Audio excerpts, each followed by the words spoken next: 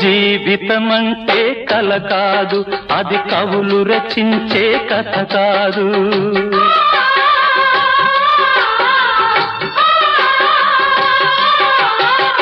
జీవితమంటే కల కాదు, అది కవులు రచించే కథ కాదు. కనుమరుగైనది సిరి కాదు, అది మనదని తలచుట సరికాదు. కుడి ఎడమైతే పొరపాటు లేదను నానుడి సత్యం కాదు, ఇది అందరికి అర్థం కాదు. ఓ